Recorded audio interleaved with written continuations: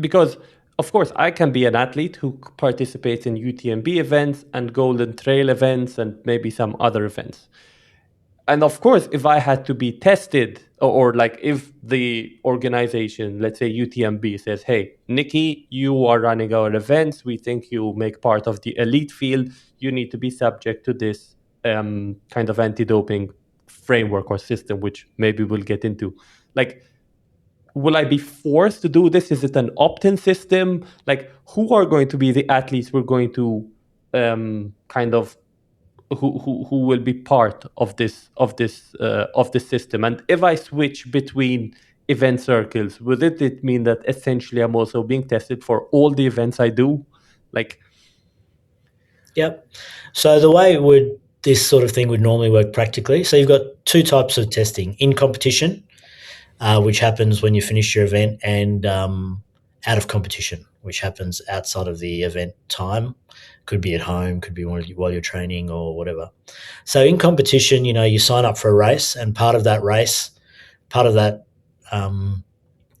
signing up for the race would be, I consent to being tested for anti-doping on race day, and indeed in 2026 we have an agreement with Golden Trail to do in competition testing at I think 8 of their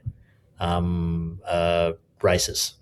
The other kind of testing program is the out of competition testing. Okay, so the out of competition testing is an extremely crucial part of independent and effective anti-doping program. In competition testing is completely necessary, but people know they're going to be tested when they come to the race day. Okay, the really crucial part to make sure that an event has integrity is to test athletes when they don't know that they're going to be tested, which is out of competition testing. So the way this would work or could work in ultra and trail is really for the event organisers or the series owner to choose their top ranked athletes that they want to be part of the registered testing pool. Okay, and what then happens is we contact the athletes who are part of that designated as being part of that registered testing pool. They have to then sign up and provide whereabouts to us through the official system, so that we know their location every day of the year, and they designate 1 hour per day when they will be available for testing. So this allows us to do no notice out of competition testing during the training all year round and during the training phases. So there's no real logistical or legal barrier. It's quite easy to overcome. It's the way it works in many other sports. Of course, you do have the issue, for example, if you have Golden Trail on the one hand and UTMB, what do we do with crossover athletes? Whose pool do they belong to?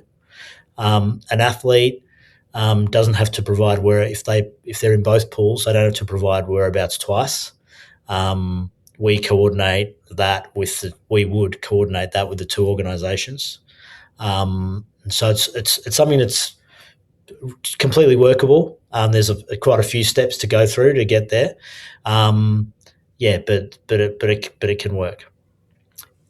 And are those the only two kind of methods of testing? So you have in competition, out of competition, and then where does the biological passport come in? Like, is that a given once you're in the testing pool that your biological passport will be kind of tracked? I don't know what you'd call it in this case. Yeah, that definitely is a given, and that would be the case for each athlete in the testing pool.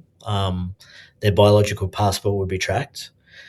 Indeed, even for in-competition testing, if we're testing for blood after the race or right before the race, in the day or so leading up to the race, we check biological markers, even for athletes that aren't in the pool when we have the chance to see if there's anything unusual. Maybe they should be added to the pool, etc. So the biological passport is a crucial part of what we do. So you said you're kind of testing the people at the front. If there is an athlete who speaks with the commercial entity and says, for whatever reason, maybe the process is too invasive for them and they want to opt out, it is then up to the commercial entity, so say Golden Trail or UTMB, to decide if they are still allowed to participate or anything of the sort, or will and then the agreement forbid them from entering, or can they race but not win any prize money? Like, how would it work from there? Yeah, so um, an athlete that is signed up to the anti-doping rules can't refuse to be part of the registered testing pool. Okay, so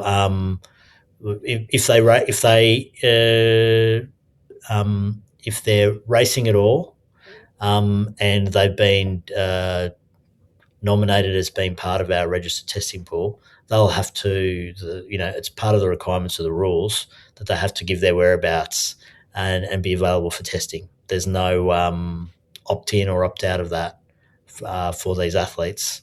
Um, uh, yeah.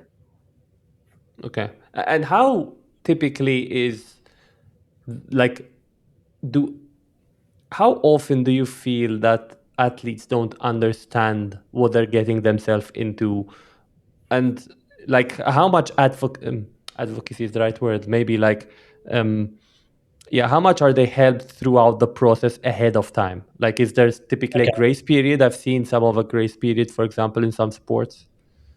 Yeah. So there isn't a grace period, but if athletes are newly inducted into the registered testing pool, um, in in our operation, they get very serious amounts of education and training to help them to adjust to that as quickly as possible. They're told in advance of when they'll be included in the testing pool. They're contacted for one-on-one education and assistance as to how the system works and what they need to do. And we have one-on-one assistance available for all of our registered testing pool athletes whenever they want it. So there's a lot of support available, yeah, to the athletes.